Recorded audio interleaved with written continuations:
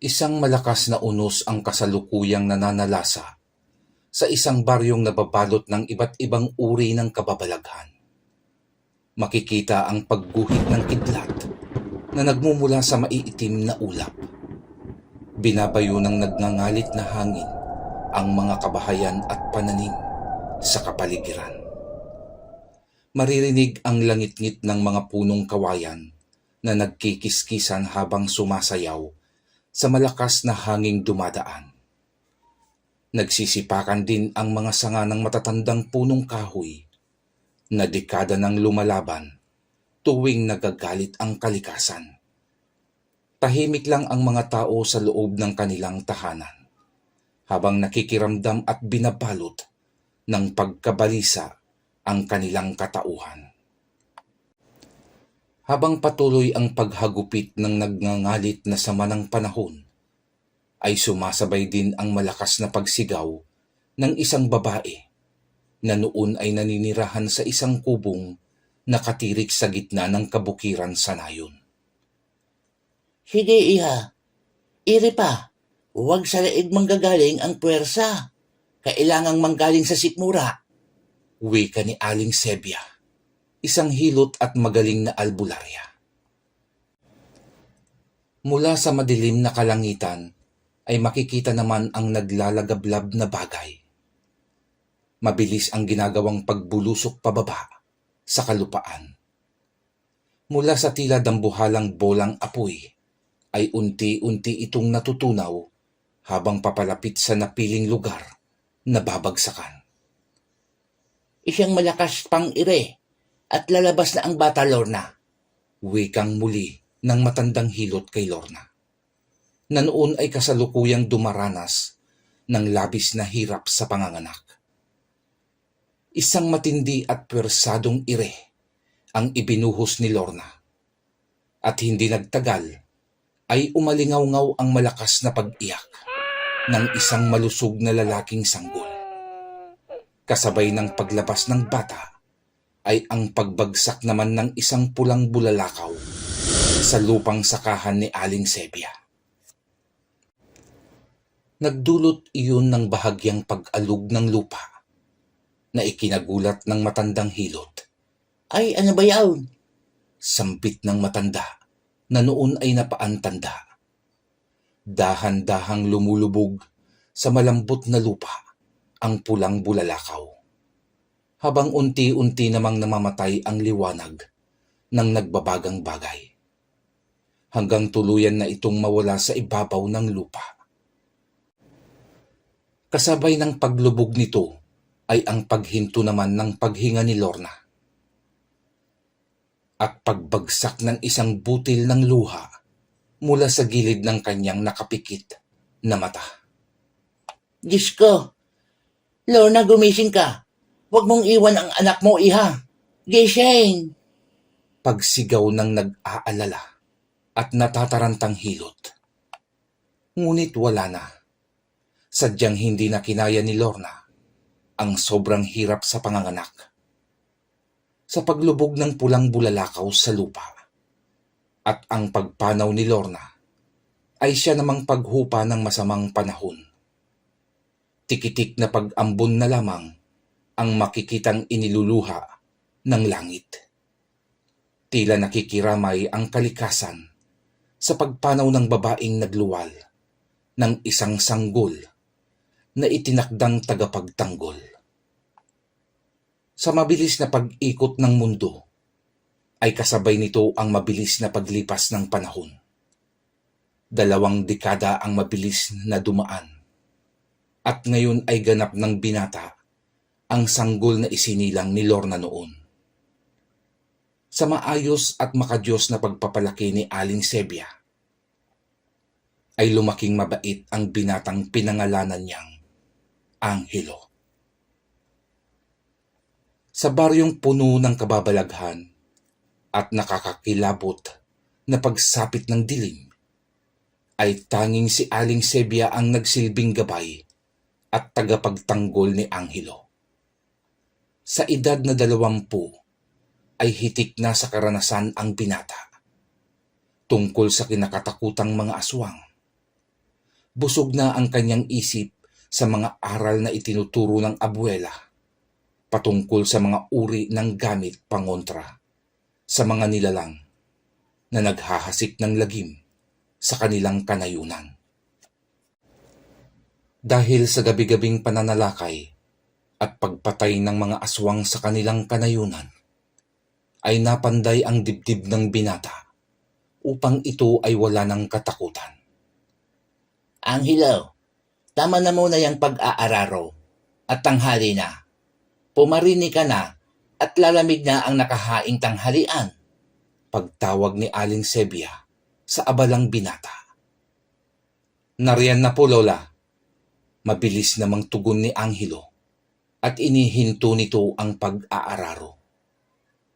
Matapos maitali sa ilalim ng puno at mabigyan ng makakaing damo ang kalabaw niyang si Islaw, ay tinungo na ni Angelo ang munti nilang kubo. Mukhang masarap ang niluto niyo, Lola. Sa labas pa lang naaamoy ko na ang bango nito. Kailan ba ako nagluto nang hindi masarap, ha, ihaw?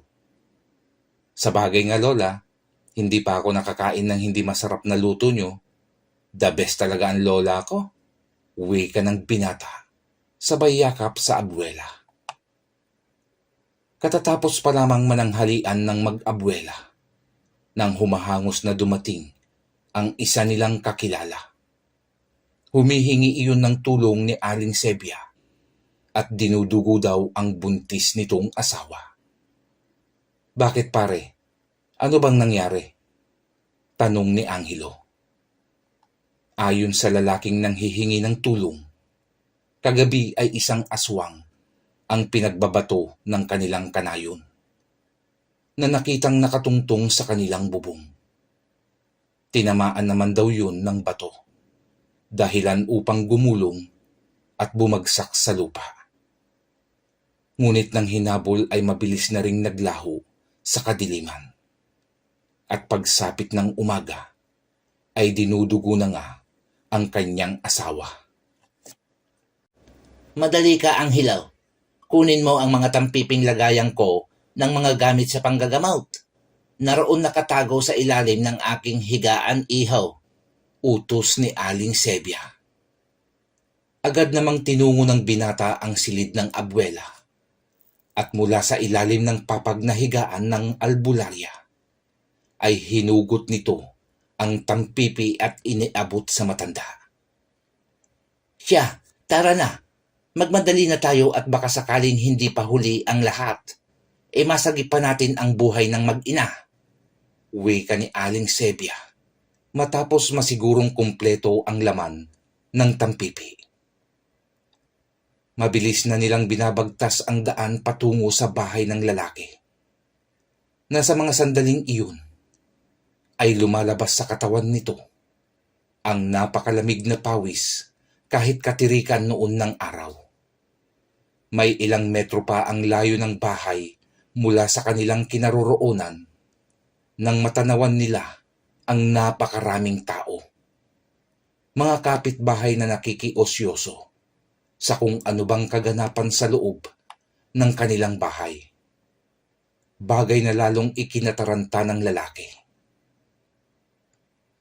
Nang makarating sila at makapasok sa loob ng bakuran, ay nagsitabihan ang mga taong naroroon.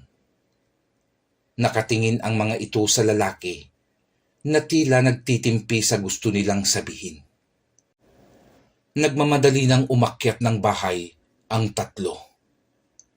Ngunit sa pagpasok pa lang nila ng bahay, ay bumungad na sa kanila ang asawa ng lalaking tinalukbungan na ng puting kumot.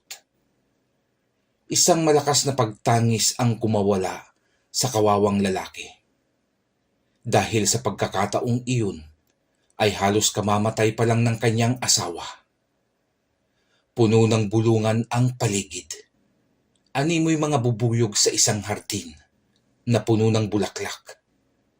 Samot-saring mga opinyon at ekspekulasyon ang maririnig mong lumalabas sa kanilang mga bibig.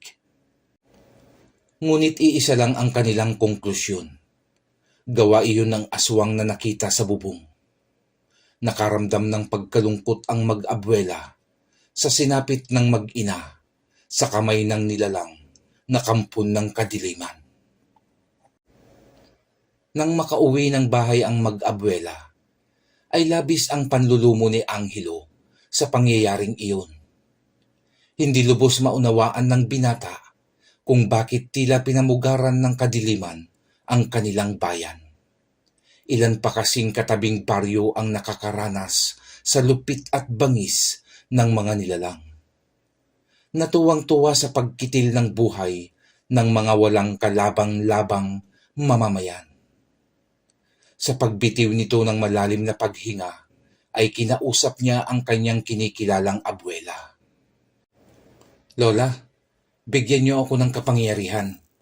Nais kong puksain ang kampon ng kadiliman na nagbibigay takot at kumikitil ng buhay sa bawat taong walang kakayahang labanan ang taglay nilang kasamaan. Sa sinabing iyon ng binata, ay tumawa si Lola Sebia at tinapik ang apo sa balikat. Umupo ang matanda at hinatak si Angelo paupo sa kanyang tabi. Apaw, ako'y isang manggagamot lamang. Ang tangang kong bertud ay para lamang sa panggagamot. Hindi nito kayang labanan ang kapangyarihang taglay ng mga aswang o kampon ng kadiliman. At ikinalulungkot ko dahil ang aking kapangyarihan ay hindi ko maaaring maisalin kanino man. Dahil pagdating ng araw na ako'y lilisan sa mundong itaw, ay muli ring kukunin ng engkantong nagkaloob sa akin ng karunungan. Ho? Di ba't ipinamamana yan, Lola? Bakit ang ibang may kapangyarihan ay ipinamamana nila sa kanilang anak? Walang kapangyarihan ang pwedeng ipamana, apaw. Ang bawat mutya na tangan ng antingero o isang manggagamot na tulad ko ay kusa nang nawawala sa oras na mamatay ang nagmamay-ari nito. Hindi kami pwedeng mamili kung kanino ito ibibigay. Tanging ang hinirang tagabagbantay lamang ang may kakayahang ibigay ang isang mutya o bertud sa mapipili nitong tao. Ganun pala yun, Lola? Oo, apaw. Kahit anong pilit mong gawin na hanapin ang isang mutya, kung ito ay hindi ipagkakaloob sa iyo, ay hindi ka makakasumpaw. At kung ikaw naman ang mapili, kahit hindi ka maghanap, ay kusang ibibigay ito sa iyo. Sa narinig na sinabi ng abuela, ay lalong nanlumo ang binata.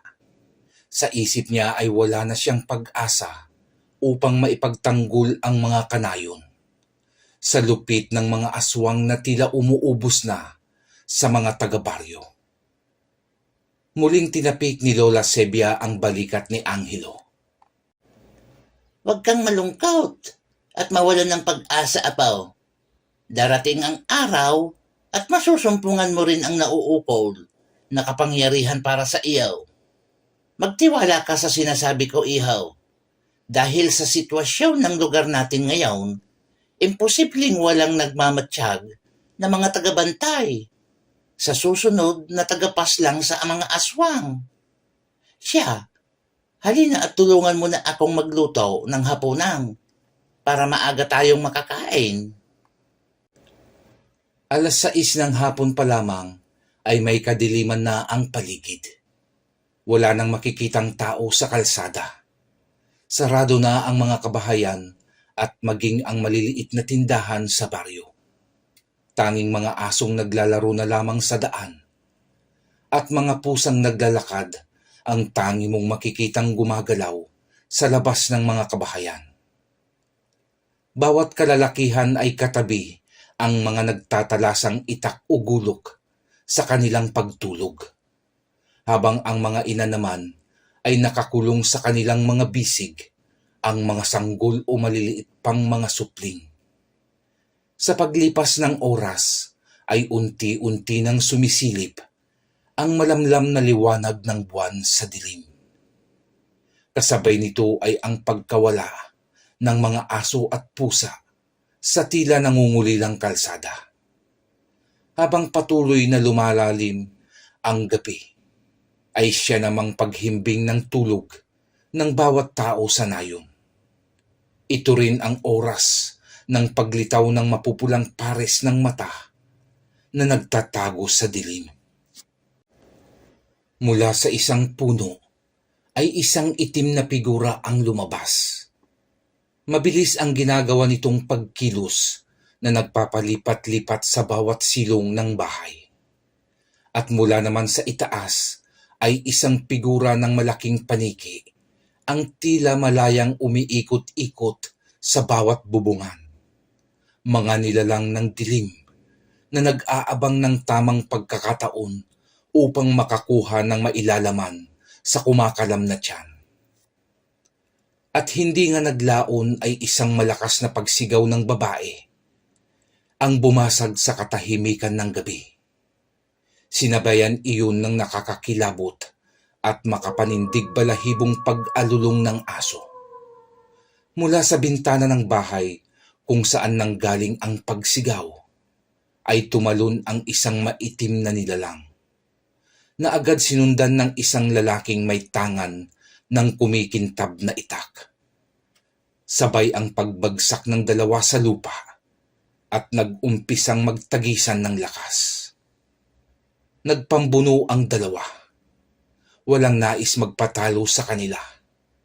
Habang nakaamba ang itak ng lalaki, ay hawak naman ng nilalang ang kamay nito. Natumba sila at bumagsak sa lupa. Nagpagulong-gulong hanggang sa silong ng bahay. Isang malakas at nakakakilabot na pag-angil ang maririnig, na sinasabayan ng walang tigil na alulungan ng mga aso. Ilang minuto ang lumipas, ay saglit na tumahimik ang paligid. Maya-maya ay lumabas ang itim na nilalang mula sa silong ng bahay. Sa tulong ng malamlam na liwanag ng buwan, ay makikitang tumutulo ang dugo nito sa bibig. Karga ang isang sanggol, ay mabilis namang nanaog ang babae. Tinungo nito ang silong ng bahay at muli ay nagpakawala ng isang malakas na pagsigaw. Mabilis ang ginawang paglabas ng ginang mula sa silong ng kanilang bahay. At tinungo nito ang mga kabahayan. Kinakatok ang pintuan at dingding ng mga kapitbahay. Nanghihingi ito ng tulong, ngunit tila walang tao ang bawat bahay na kanyang lapitan. Walang nagbubukas o sumasagot man lang. Nanatiling bingi ang kanyang mga kapitbahay. Umaagos ang kanyang mga luha habang yakap ng mahigpit ang kanyang anak. Tumatakbo na itong pabalik sa sariling tahanan, ay isang hindi inaasahang pangyayari ang nagbigay sa kanya ng labis na kapighatian. Dahil sa isang iglap ay isang malakas na hangin ang dumaan sa kanyang tapat, dahilan upang tumumba at bumagsak siya sa damuhan. Huli na nang maramdaman niyang wala na sa kanyang bisig ang anak na pinoprotektahan. Samantala sa loob ng mga kabahayan ay mababakas ang labis na pagkaawa sa kanilang kapitbahay. Ngunit wala silang magagawa. Kailangan nilang manatiling tahimik upang makaligtas sa kamay ng mga halimaw. Kahit pa gusto nilang tulungan ang ginang, ay mas pinili nilang magbingi-bingihan na lamang upang muling masilayan ang pagsikat ng haring araw kinabukasan. 6:00 ng umaga, pangalawang pagtilaok ng mga nagsasagutang tandang upang bigyan ng hudyat ang mga residente sa pagsilip ng panibagong umaga. Isa-isa namang nagbukas ng bintana ang mga tao. Nagkakatinginan na tila nag-uusap ang kanilang mga mata sa naging kaganapan kagabi. Hanggang isang lalaki ang sumigaw. Patay na si Isko! Mga kapitbahay! Patay na si Isko! Singbilis ng sibat na nagtakbuhan pababa ng kanilang mga bahay ang mga tao. Iisa ang lugar na tinutungo ng kanilang mga paa. Ang bahay nila Isko. Doon ay nakita nila ang kalunos-lunos na sinapit ng kapitbahay. Nilalanggam na ang bangkay ni Isko sa kanilang silong. May malaking kagat ito sa leeg at wakwak ang kanyang sikmura kung saan pinadaan ang kanyang mahahalagang lamang loob na ginawang hapunan ng aswang. Nasaan ang anak at asawa ni Isko? Bakit wala sa bahay nila ang mag-ina? Pagtatanong ng isang matanda.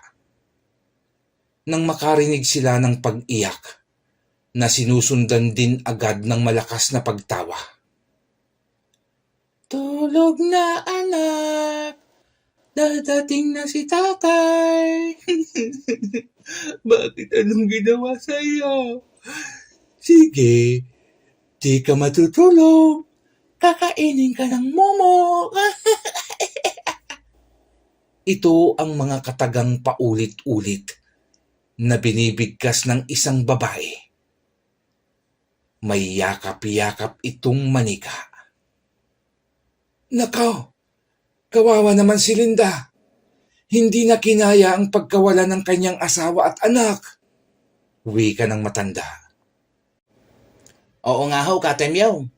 Kawawa talaga ang sinapit ni Linda. Wala namang makapaglakas ng loob na tumulong sa kanila kagabi. Kahit ako, ay takot din para sa aking pamilya. Wika naman ng isang lalaki. Sino kaya ang makakatulong sa atin? Kahit naman lumikas tayo ay ganun din. May mga aswang din sa ibang baryo. At tulad natin, ay nakakaranas din sila ng mga ganitong bagay. Magdasal na lamang siguro tayo upang mailigtas tayo sa bawat gabing sumasalakay ang mga nilalang. Ganun na nga lang po talaga. Ang magagawa natin, Katemyaw, ang manalangin at ipaubaya na lang sa lumikha ang ating kaligtasan. Nakarating ang balitang iyon kina Angelo. Nakaw, ang hilaw. May nasagap akong balita doon sa palengke kanina. Sinalakay na naman ng aswang sila Isko. At sabi ng kausap kong tindera, ay napaslang si Isko at nakuha ng manananggal ang kanilang anak. Habang si Linda naman ay nasiraan na ng pag-iisip. Palala ng palala ang pagsalakay ng mga aswang. Mabuti na nga lang at hindi tayo ginagambala dito. Oo nga no, Lola. Bakit nga ba tila iniiwasan tayo ng mga salot na iyon? Hindi ko rin alam, ihaw. Wala naman tayong pangontra sa kanila, maliban lang sa buntot pagi. Baka mayroong nagbabantay sa atin, ihaw. Kung totoong may nagbabantay man, Lola, sana ipagkalooban ako ng bertud upang maipagtanggol ko naman ang ating mga kanayon. Nakaawa-awang pinapas lang ng mga salot na iyon. May galit sa boses ni Angelo. Maalala ko po pala, Lola, kailangan ko pong gumawa ng panibagong balon. Bigla na lang pong natuyuan ang lumang balon natin. Wala po tayong maiigiban ng tubig. Ay bakit kaya? Sa tinagal-tagal ng panahon, na balon ko na iyan, ay ngayon lamang nagkaganyan. Sige pala, ihaw, ikaw na ang bahalang maghanap ng magandang lokasyon ng balon. Opo, Lola. Sa katunayan ay may nakita na akong lugar at sinisimulan ko na ring hukayin ito. Baka po bukas mapatubig ko na yon. Medyo kumakatas na po eh. Tugon ng binata sa abuela. Kinagabihan ay maagang nakatulog si Angelo. Marahil ay sa sobrang pagod sa paghuhukay ng balon. Bandang 10:00 ng gabi, pinagpapawisan ng malapot ang binata. Pabaling-baling ang ulo nito habang nagkasalubong ang mga kilay na tila hinahabol ang paghinga. Indikasyon ng isang pananaginip ng tao.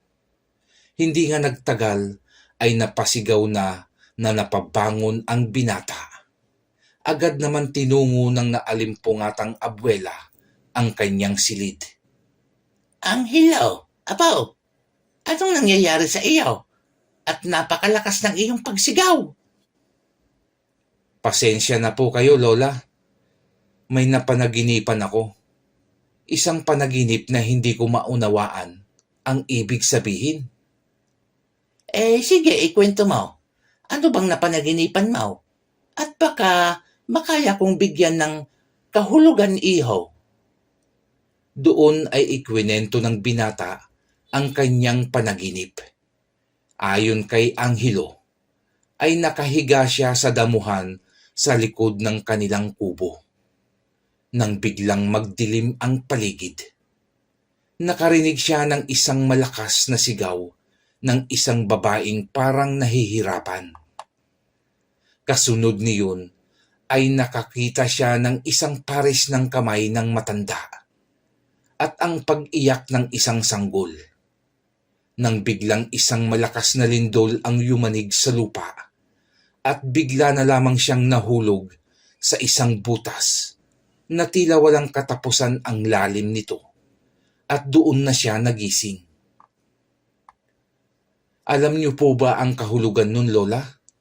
Pagtatanong ni Anghelo sa abuela. Napabuntong hininga si Lola Sebia. Pilit inaanalisa ang kahulugan ng panaginip ng kanyang apo. Ngunit hindi niya ito mabigyan ng kahulugan. Pasensya na, ihaw. Hindi ko rin kayang mabigyan ng kahulugan ang iyong panaginip. Maaaring bunga lamang iyan ng pagod sa maghapong pagtatrabaho mo. Uminom ka ng tubig at ipagpatuloy mong muli ang iyong pagtulog.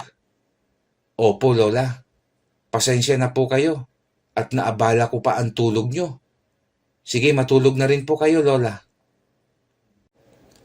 Sa pagkakataong iyon ay hindi nadalawin si Anghelo ng antok.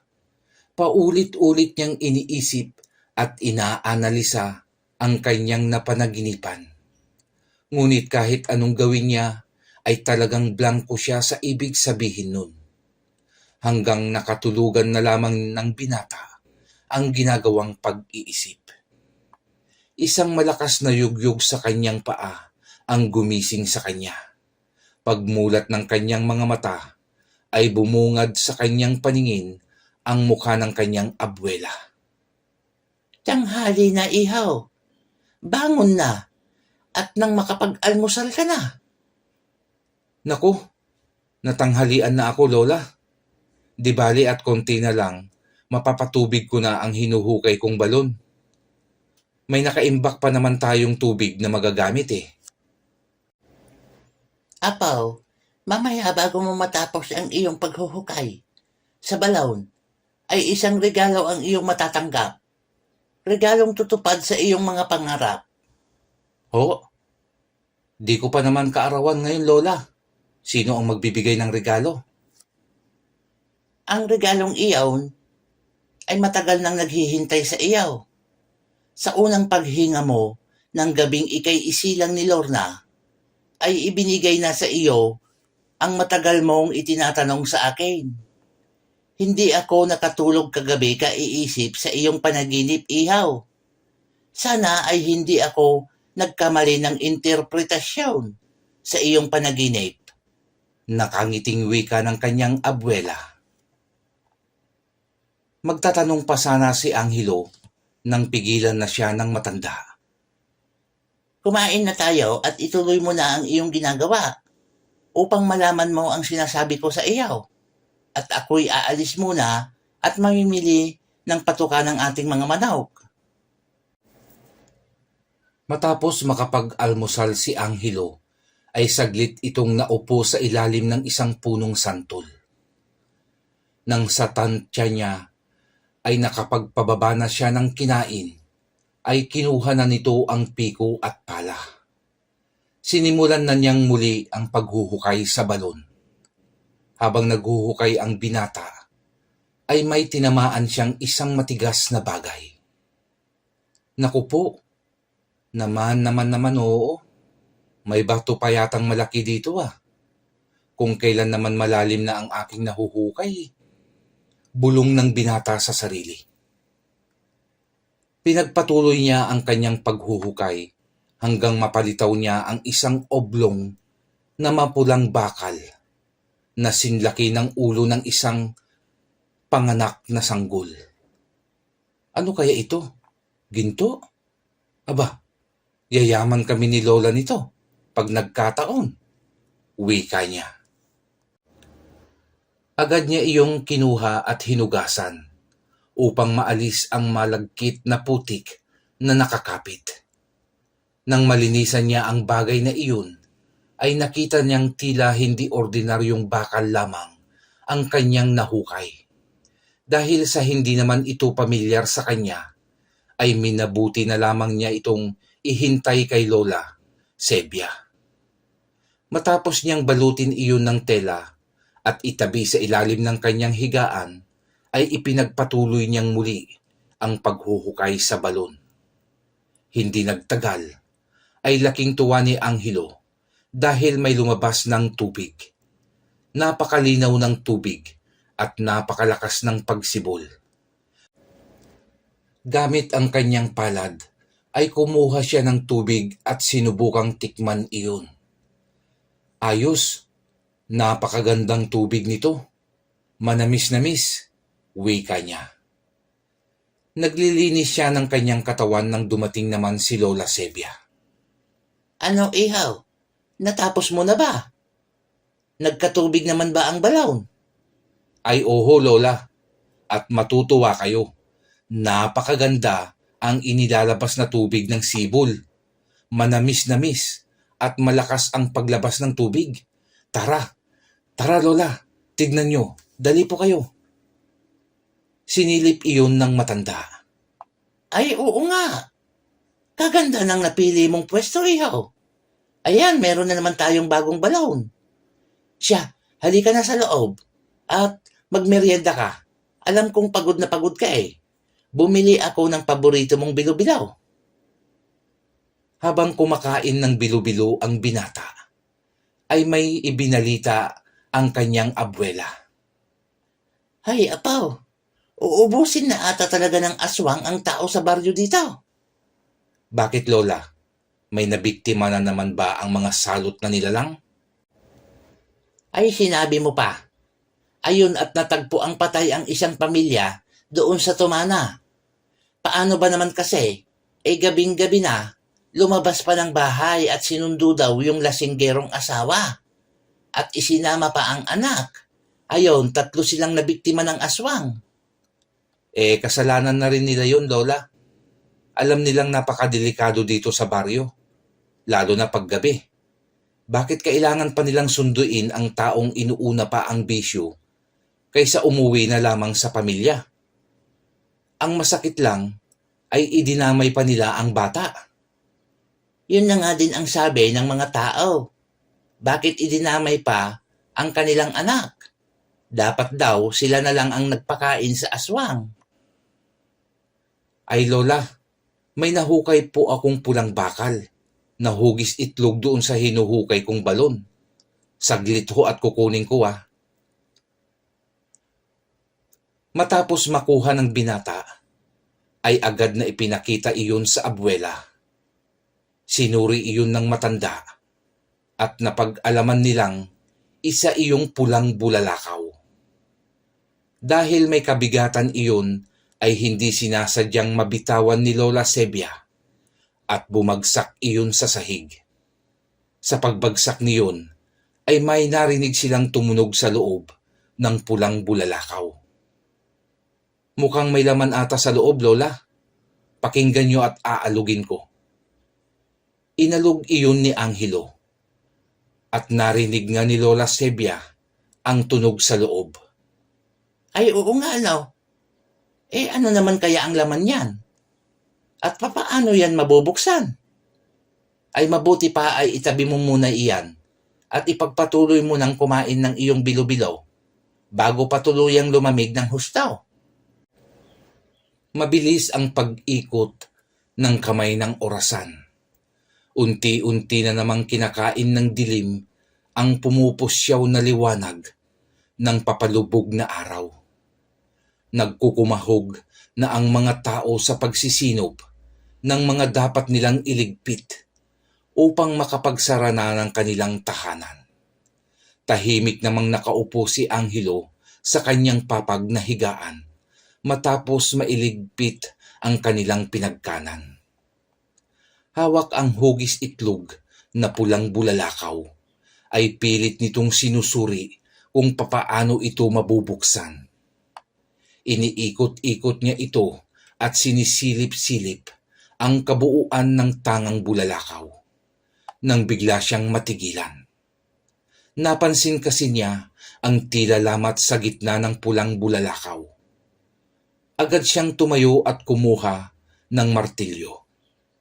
Maingat niya iyong ipinupukpok na sinusundan niya ang lamat na nakita. Pansin ng binata ang kaunting paglapad ng manipis na lamat. Ipinagpatuloy niya ang ginagawa hanggang mabuksan niya ito. Lumitaw ang pulang kristal na kwintas sa loob ng bulalakaw. Namangha ang binatang si Angelo sa nadiskubre nito. Kumikinang ang namumulang kristal, parang isang bituin sa langit na nagniningning. Sa paglapat ng kanyang daliri sa kristal, ng kanyang hawakan iyon, ay nakaramdam siya ng tila pumapasok na enerhiyang nanggagaling sa pulang kristal. Para kasing kuryenteng gumagapang ang enerhiyang iyon sa kanyang kamay. Binitawan niya ang kristal at agad na tinungo ang kanyang tulog na abuela. Lola, Lola Sebia, gising po. Lola. Pagtawag niya sa abuela habang niyuyugyug niya iyon upang magising. Bahagyang nagulat ang matanda nang imulat nito ang kanyang mga mata dahil sa hindi inaasahang presensya ng apo sa loob ng kanyang silid. Oh, apo, bakit? May problema ba? Agad na tanong nito sa kanya. Wala naman po. May gusto lang po sana akong ipakita sa inyo. Yung laman ng pulang bulalakaw. Nabuksan ko na po kasi iyon. Nandoon po sa aking silid. Pinuntahan ni Lola Sebia sa silid ng binata ang nabuksang bulalakaw. Doon ay namangha din ang matanda nang makitang nagniningning ang pulang kristal. Tila kulay pulang ilaw iyon sa loob ng silid ni Angelo. Abay, apo, ito ay isang mutya. Isang makapangyarihang bataw na nagmula pa sa kalangitan. Ikaw ang itinakdang tagapagligtas sa panahong ito. Isuot mo na, apaw, upang maging isa na kayo ng iyong bagong magiging kapangyarihan. Pero Lola, nakaramdam ako ng tila kuryenteng gumagapang sa aking kamay. Natatakot ako, Lola. Huwag kang matakot at tiisin mo lang kung ano man ang mararamdaman mo. Ganyan talaga pag nagsasanib na sa iyo ang kapangyarihan ng mutya. Sige, isuot mo. Hindi ka mapapaano, iho. Isinuot nga iyon ng binata. At nang mag-umpisa na siyang makaramdam ng tila kuryenteng pumapasok sa kanyang katawan. Pumapasok ang pulang liwanag sa kanyang dibdib. Ramdam niya ang panginginig ng kanyang kalamnan. Tila may karayom na tumutusok sa kanyang puso na dahilan upang maging pigil ang kanyang paghinga. Parang napupunit ang bawat hibla ng kanyang mga laman sa iba't ibang bahagi ng kanyang katawan. Mula sa kanyang dibdib ay umaakyat ang malakas na enerhiyang iyon sa kanyang ulo, pababa sa kanyang mga kamay at paa. Lumalabas ang pulang usok sa bawat paglabas ng hangin ng kanyang ilong at bibig. Napahawak si Angelo sa kumikirot nitong dibdib. Sa tindi ng kumakapit na enerhiya sa kanya, ay napaluhod ang binata. Sumara ang kanyang mga kamao habang nanginginig ito. Nakatitig lamang sa kanya ang abuela. Nakasalukuyang manghang-mangha sa nakikitang pagsanib ng mutya sa apo. Ramdam ni Lola Sebia ang lakas ng kapangyarihang iyon ng mutya. Unti-unti nang pumupusyaw ang liwanag ng pulang kristal. Tila bagang unti-unting namamatay. Isang malakas na sigaw ang pinakawalan ni Angelo. Sa nakanganga nitong bibig ay pumasok ang huling liwanag na natitira sa loob ng kristal na kwintas at tuluyan na ngang nawalan ng ningning. Samantala, sa pagsigaw na iyon ni Angelo, ay napatigil ang mga nilalang ng dilim na kasalukuyang naghahasik na naman ng lagim sa nayon. Napalingon ang mga aswang sa lugar kung saan nagmula ang narinig nilang pagsigaw. Ramdam ng mga aswang na isang antingero na naman ang nabiyayaan ng kapangyarihan. Ngunit imbis na matakot ang mga aswang, ay umalulong pa ang mga ito.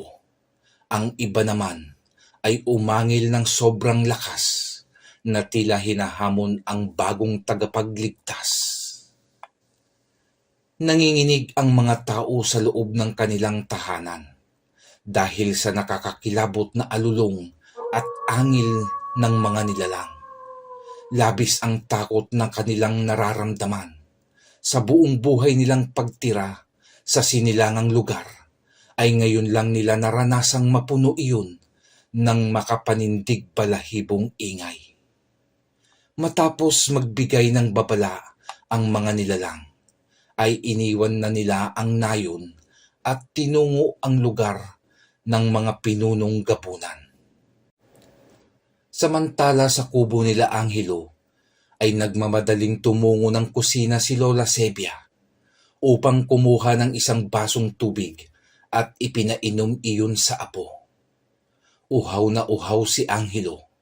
Akala mo ay galing ito sa disyerto. Kulang pa ang isang baso, kaya tinungo nito ang kusina at kumuha pa ng inumin. Hindi nagtagal ay nahimasmasan ang binata at ngumiti ito sa kanyang abuela na noon ay bahagyang natulala. Lola, ayos lang ho ba kayo? Tanong ng binata sa abuela habang umuusok ang bunganga tuwing ito ay magsasalita. Ay, ayos naman ihaw. Ngayon lang kasi ako nakasaksi kung paano sumanib ang isang mutya sa napili nitong tagapangalaga. Aaminin ko, apaw, ako'y sadyang talagang napahanga sa aking mga nakita. Humanda ang mga aswang, Lola, at iisa-isahin ko na sila ngayon. Dudurugin ko sila. Wala akong ititirang buhay sa lahi ng mga aswang. Kinabukasan ay sinadyang mamasyal ni Angelo sa kanyang mga kaibigan. Nagtatanong-tanong ang binata kung may nabiktima na naman ba ang mga salot na nilalang. Wala namang nabiktima kagabi, pare. Ngunit labis ang takot namin dahil napuno ng nakakakilabot na pag-angil at alulong ang baryo. Nagsabay-sabay ba namang mag-ingay ng ganun ang mga aswang? Tumango at ngumiti lamang si Angelo sa sinabing iyon ng kaibigang si Bugoy. Matapos ang mahabang kwentuhan, ay nagpaalam na ang binata sa kaibigan. Oh, pare, paano tutuloy na muna ako? At dadaan pa ako ng palengke, bibili ng bigas. Pinabibili kasi ako ng lola eh. Sige pare, ikumusta mo na lang ako kay Lola Sebia. Di bale, at pag natapos ko ang pagbabakod, papasyalan kita doon sa inyo. Bumili ng isang kabang bigas si Angelo sa suki nilang tindahan sa palengke. Mabubuhat mo ba naman yan, Angelo? Malayo-layo din ang lugar nyo. Bakit kasi binigla nyo ang bili ng isang kaban ngayon? Kaya naman po ito, Lola Tasio. Pahinto-hinto na lamang po ang gagawin ko hanggang makarating sa bahay. Mainam na po kasing may stock na sa bahay eh. Malapit na naman po ang tag-ulan. Sa bagay nga, lalo't bukod sa malayo ang lugar nyo, maputik na naman ang daan pag nagtag-ulan na. Siya, lumarga ka na at baka hinihintay ka na ni Sebia. Opo. Sige po at salamat po ulit, Tata Tasio. Ay, sadyang mabait at magalang talaga ang batang yaon. Simula maliit ay hindi nagbago ang magandang ugali. Maayos na napalaki ni Sebia ang anak ni Lorna. Bulong ng matanda habang pinagmamasdan ang papalayong binata. Na sa mga sandaling iyon ay hindi napansin na parang bulak lamang kung buhatin ang isang gabang bigas. Pagdating ng binata sa bahay, bit-bit ang isang kabang bigas na gamit lamang ang isa nitong kamay, ay agad siyang pinuna ng abuela. Apaw, huwag mong mamasamain ang sasabihin ko. Huwag mong ipapagyabang sa kahit kanino ang tangan mong kapangyarihan. Iwasan mong makikita ng mga tao ang kakaibang lakas at higit sa lahat, huwag kang magiging mayabang at gagamitin yan sa kasamaan. Dahil sa ayaw mo at sa gusto, ay babawiin yan ng kalikasan. Ay hindi naman po, Lola. Dito na lang po malapit sa atin ko binuhat ng isang kamay ang bigas, Lola. Akala niyo po siguro ipinagyayabang ko sa bayan, ano? Natatawang tugon ng binata. Sa totoo lang, yan talaga ang iniisip ko nang makita kita. Huwag po kayong mag-alala, Lola. At kahit ako'y may kapangyarihan na, ay hindi po ako magbabago. Saka hindi naman po ito sa akin eh. Alam ko hong ito'y ipinahiram lang sa akin ng kalikasan. Isa lamang ako sa instrumento upang maisakatuparan ang nakatakdang pagbura sa lahi ng kadiliman. Salamat sa pagiging mabuti mong bata, Apaw. Mula sanggol ka hanggang ngayon, ay hindi mo ako binigyan ng sakit ng ulo. Siya, halina at nakaluto na ako. Hulaan mo ang ulam natin ngayon. Kailangan ko pa bang hulaan yan, Lola? Sa amoy pa lang ng ulam, ay nagpapakilalang siya daw si adobong baboy. Ay, oo nga naman, ano? Habang kumakain ng tanghalian ang mag-abuela, ay sinamantala na ni Angelo ang magpaalam sa matanda. Lola, aagahan ko na po ang magpaalam. Mamaya pong gabi ay aalis ako. Maglilibot-libot po ako sa ating nayon at susubukan ko ang kakayahan ng aking kapangyarihan. Uumpisahan ko na pong tugisin ang mga aswang. May magagawa ba ako para pigilan ka, Ihaw? Ikaw ang piniling maging tagapaslang ng aswang.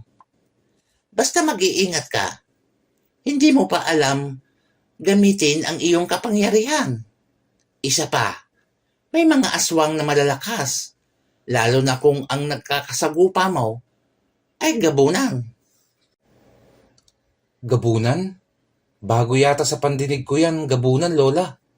Aswang din po ba yan? Oo, apaw. Ang gabunan ay isang bihasang mandirigmang aswang. Sila ang namumuno sa isang tribo o baryo ng mga aswang. Kayang mabuhay ng matagal na panahon at kayang mapreserba ang katawan. Mapreserba? Anong ibig niyong sabihin, Lola? Ayon sa matandang albularya, ang mga gabunan ay kayang ipreserba ang katawan ng daang libong panahon at muling mabubuhay sa oras na mapatakan ng dugo ang kanilang bibig at mananariwang muli ang kanilang natutuyong laman at lamang loob upang pamunuang muli ang kanilang angkan. Mukhang hindi nga po basta-basta ang sinasabi niyong gabunan, Lola. Oo, apaw. Malalakas sila at nagtatangan din ng kakaibang kapangyarihan at orasyong makakaliwa. Sanay ang mga gabunan sa pakikidigma. Kaya doble ingat ang iyong gagawin, apaw. Huwag po kayong mag-alala, Lola. At hindi ko kakalimutan ang bilin niyo. Isa pa, ayaw ko pang mamatay. Kaya kung hindi ko kaya ang aswang, ay tatakbuhan ko na lamang. Pagbibirong wika ng binata. Samantala sa pusod ng kagubatang matatagpuan sa kabilang baryo, ay may nagkukubling maliit na butas na kasya lamang makapasok ang katawan ng isang tao. Ito ay ang lihim na lagusan patungo sa lugar ng mga aswang. Sa loob ng butas na ito ay nagtatago ang isang lumang kuweba. Dito naninirahan ang hindi bababa sa 100 aswang na pinamumunuan ng magkapatid na gabunan. Sa kuwebang ito, matatagpuan ang iba't ibang uri ng aswang na tahimik na nagpapahinga at naghihintay ng paglatag ng dilim.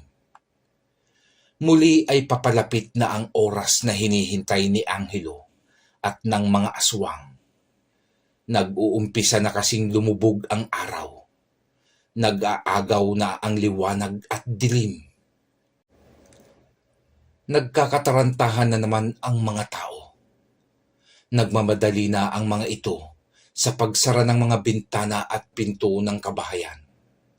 Habang ang mga aswang naman ay nag-uumpisa ng gumising mula sa himbing na pagtulog. Nang manalo na ang dilim, ay inumpisahan na ni Angelo na isarang mabuti ang mga bintana ng kanilang bahay. Binilinan din nito ang abuela na huwag basta magbubukas ng pinto kung hindi nito siguradong siya mismo ang kumakatok sa pintuan. Huwag niyo pong kakalimutan ang bilin ko, Lola, upang manatili kayong ligtas dito sa bahay habang ako ay wala pa. Sige po, aalis na po ako. Siguraduhin yung maisarang mabuti itong pintuan.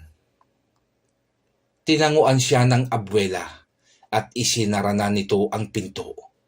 Kahit alam ng matanda na malakas ang tangang kapangyarihan ng apo, ay hindi pa rin maalis sa kanya ang kabahan at mag-alala sa kaligtasan ni Angelo. Sa gubat ay nag-uumpisa na ring lumabas ang mga aswang na nakatalagang mambiktima ng tao ngayong gabi. Isa-isa na itong naglalabasan sa maliit nilang lagusan upang tunguhin ang mga baryong pagkukunan ng kanilang makakain. Malikot ang mga mata ni Angelo habang nililibot nito ang baryo. Nagtataka ang binata at wala pa siyang nararamdamang presensya ng aswang sa paligid. Umupo ang binata sa ilalim ng isang malaking puno ng akasya at doon niya hihintayin ang pagdating ng mga salot ng dilim.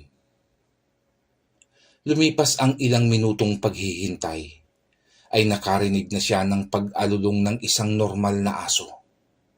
Nasa bandang bukana iyon ng kanilang baryo. Hinintay ng binata na tumigil ang pag-alulong ng asong iyon upang mas masigurong nakapasok na nga sa kanilang baryo ang nilalang. Hindi nga siya nagkamali. Mula sa isang bubungan ay lumitaw ang isang maitim na parang asong figura. Ngumiti ang binata. Hindi muna niya iyon inatake. Hinintay pa niya kung may lalabas pa bang ibang kasama ito. At muli ay tumama na naman ang kanyang iniisip. Eto na ang hinihintay kong pagkakataon. Yari sa akin ang mga aswang na ito ngayon. Uwi ka ng binata at akma nang huhugutin ang itak sa kanyang baywang nang matigilan ito. Naku po, sa pagmamadali ko kanina ay nakalimutan ko ang aking gulok. Pabulong niyang wika sa sarili. Paano ko mapapatay ang mga lintik na ere? Ay, bahala na. Siguro naman ay gagabayan ako ng aking mutya. Habang abala nga ang dalawang aswang sa pagkutkot sa mga pawid na bubungan, ay dumampot ng dalawang bato si Angelo at ipinukol iyon sa dalawang nilalang.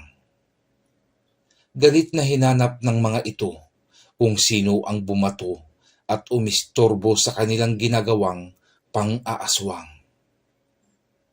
Walang imik na iwinawagayway ni Angelo ang kanyang mga kamay upang siya ay mapansin ng mga nilalang. At gaya ng iniisip niya, ay napansin nga siya ng isang aswang. Nagkatinginan ang dalawang nilalang ng dilim. Matapang ang pakialamerong ito. Sige, at lulurayin ka namin ngayong gabi. Wika ng isang aswang, at mabilis itong tumalon pababa sa lupa. Pagbagsak nito, ay mabilis nitong sinugod si Angelo. Nang malapit na ang nilalang, sa kinaroroonan ng binata, ay tumalon ito at inihanda ang kanyang kamay na sa mga sandaling iyon ay nakalabas na ang nagtutulisan nitong kuko. Sumara ang kamao ng binata habang hinihintay ang paglapit ng aswang.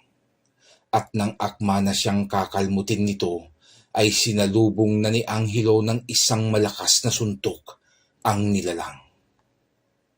Dumapo sa dibdib ng aswang ang malakas na suntok ng binata, dahilan upang tumilapon iyon ng sobrang layo. Nanlaki naman ang mga mata ng isa pang aswang. Ikaw pala ang pinagkalooban ng kapangyarihan noong nakaraang gabi. Magaling at madadagdagan na naman ang koleksyon namin ng kagaya mong antingero. Hindi pa rin gumagawa ng ingay si Angelo. Hindi ito nakikipagpalitan ng salita. Tanging pagtawag na gamit ang apat na daliri ang ginagawa niyang pagtawag sa nilalang. Sa nakitang iyon ng aswang ay lalong nainis ito sa binata. Isang malakas na suntok ang kanyang pinakawalan. Ngunit imbis na umiwas si Angelo, ay sinalubong din niya iyon ng malakas din suntok. Nang magkasalubong ang kanilang mga kamao, ay maririnig ang paglagutok ng mga buto sa kamay ng aswang. Napaatras iyon at napadaing. Laking gulat ng aswang nang makita niyang bali ang kanyang mga daliri. Hindi na niya nagawang ibuka iyon. Samantalang si Angelo ay nagawa pang palagutukin ang mga kamay. Akma na sanang susuntukin iyon ni Angelo nang makita naman niyang paparating ng sumusugod muli ang tumalsik na aswang kanina. Mas mabilis ngayon ang kilos ng nilalang at mas malakas ang ipinapakitang aura nito. Tignan natin Kung magagawa mong masalag ang sipa kong ito. Isang isipa ang pinakawalan ng aswang, ngunit hindi na iyon umabot sa muka ni Angelo dahil pinigilan ng binata ang ataking iyon ng nilalang. Nahawakan ni Angelo ang paa ng aswang at buong lakas niya itong inihampas sa lupa. Sa paghampas niya sa aswang ay naalala niya ang pamilya ni Isko, ang kaawa-awang sinapit ng mag-ina sa kamay ng mga nilalang na kaharap niya ngayon. Lalong nag-alab ang galit sa dibdib ni Angelo. Buong lakas niya muli itong inihampas sa lupa, na sa pagkakataong iyon ay tumama ang ulo ng aswang sa bato. Napadaing ang nilalang at sumirit ang dugo sa nabasag nitong ulo. Ngunit hindi pa tapos si Angelo. Muli niyang inihampas ang hawak na aswang sa mismong kasama nito. Dahilan ng pagkatilapon naman ng aswang na nabali ang daliri kanina. Nanghihina na ang aswang na nabasag ang ulo. Ngunit sa tuwing naaalala ni Angelo ang mga batang pinaslang ng mga nilalang, ay tumitindi ang kanyang galit. Kung kaya't binuhat ng binata ang aswang gamit ang dalawa niyang kamay. Sabay ibinagsak niya ang likod ng aswang sa kanyang tuhod. Malakas na lagutok ng nabaling buto sa likod ang tumapos sa buhay ng isang aswang. Habang hilupang hindi nakakabangon ang isang aswang, ay nilapitan iyon ni Angelo. Hinawakan nito ang ulo ng aswang at magkakasunod na suntok sa muka ng nilalang ang kanyang pinakawalan. Dahilan upang madurog ang muka ng nilalang. Tumigil lamang ang galit na binata nang makita niyang wala na ring buhay ang kalaban. Tila hindi nakaramdam ng pagod si Angelo sa sagupaang iyon. Kalmado lamang siyang naglakad pa uwi habang tumutulo ang luha nito. Abangan po ang ikalawang yugto ng kwento ni Angelo, mga kakilabot. Dumako naman po tayo sa ating shoutout.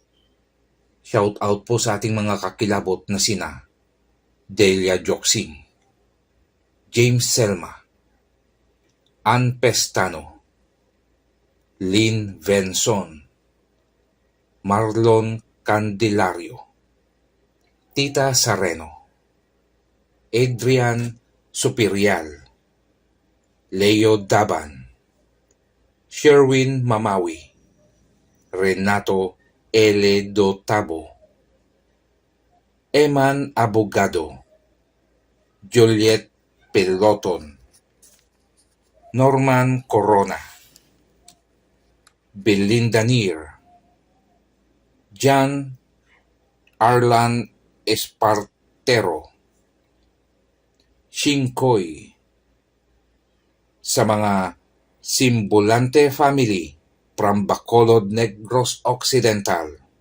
Shout out po dyan. Rosan Mabingnay, Ponso Conde, Tahani Vlog,